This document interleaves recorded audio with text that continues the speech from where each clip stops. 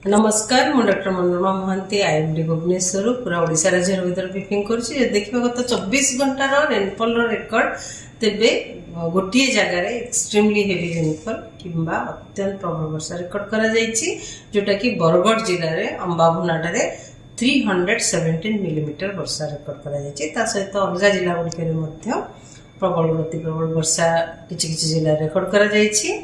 पूरा आम जब देखा एक्सट्रीमली हेवी रेनफॉल कि अत्यंत प्रबल वर्षा गोटे स्टेशन रे रेकर्ड करा जायछि ता सहित अति प्रबल वर्षा 3टी स्टेशन रे रेकर्ड करा जायछि आउ प्रबल वर्षा 21टी स्थान रे रेकर्ड करा जायछि।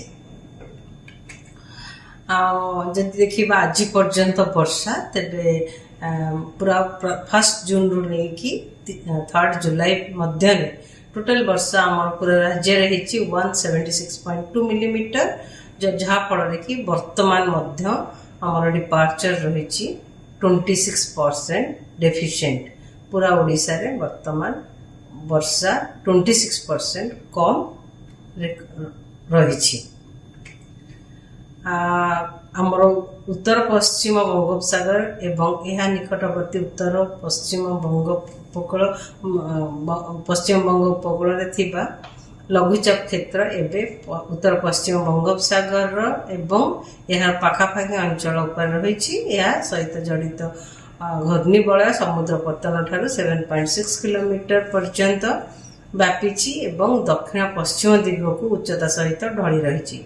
आगामी 2 दिन मध्य यह अधिक घनीभूत होबार संभावना रही। जे देखिबा पूर्वानुमान आगामी 24 घंटा मध्य राज्यर अधिकांश स्थान में हल्का मध्यम वर्षा रहिबार संभावना रही सहित प्रबल अति प्रबल इवन अत्यंत प्रबल किंबा एक्सट्रीमली हेवी रेनफॉल होबार संभावना रही। मालकानगिरी कोरापुट रायगड़ा एवं कंधमाल कलाहांडी जिले में ता सहित अलग जिला गुड़िक जमीक नवरंगपुर नुआपड़ा बलांगीर बौद्ध सोनपुर कंधमाल गंजाम गजपति जिले में गोटे कि 2टा स्थान में प्रबल अति प्रबल वर्षा होबार संभावना रही सहित अलग जिला गुड़िक गोटे कि 2टा स्थान में प्रबल वर्षा होबार संभावना रही। काली माने 4 तारीख 4 जुलाई रे राज्य अधिकांश स्थान में हल्का मध्यम वर्षा रही संभावना रही सहित प्रबल रु अति प्रबल किंबा गोटे कि 2टा स्थान में अत्यंत प्रबल वर्षा होबार संभावना रही।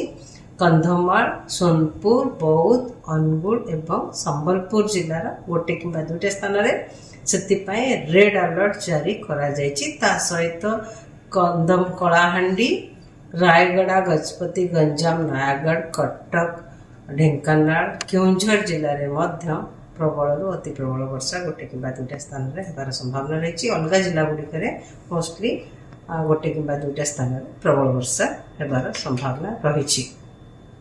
5 तारीख में राज्यर अधिकांश स्थान में हल्का मध्यम वर्षा रहा सहित प्रबल अति प्रबल वर्षा गोटे कि 2टा स्थान में जमती कि मयूरभंज केउंझर सुंदरगढ़ जिले में ता सहित अलग जिला गुड़िक जमती कि बालेश्वर भद्रक केउंझर केन्द्रापड़ा जाजपुर ढेंकानाल अनुगुल देवगढ़ संबलपुर झारसुगुड़ा और बरगढ़ जिले में गोटे कि 2टा स्थान में प्रबल वर्षा होबार संभावना रही।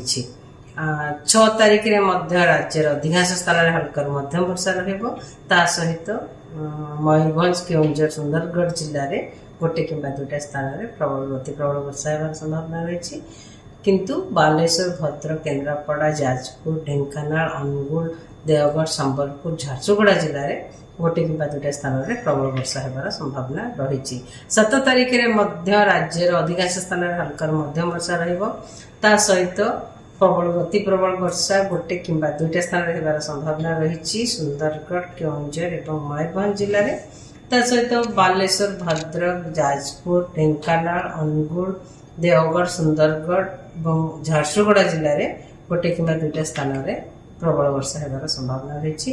8 तारीख राज्यर अनेक स्थान में हल्का मध्यम वर्षा किंतु प्रबल वर्षा होबार विशेष संभावना नहीं।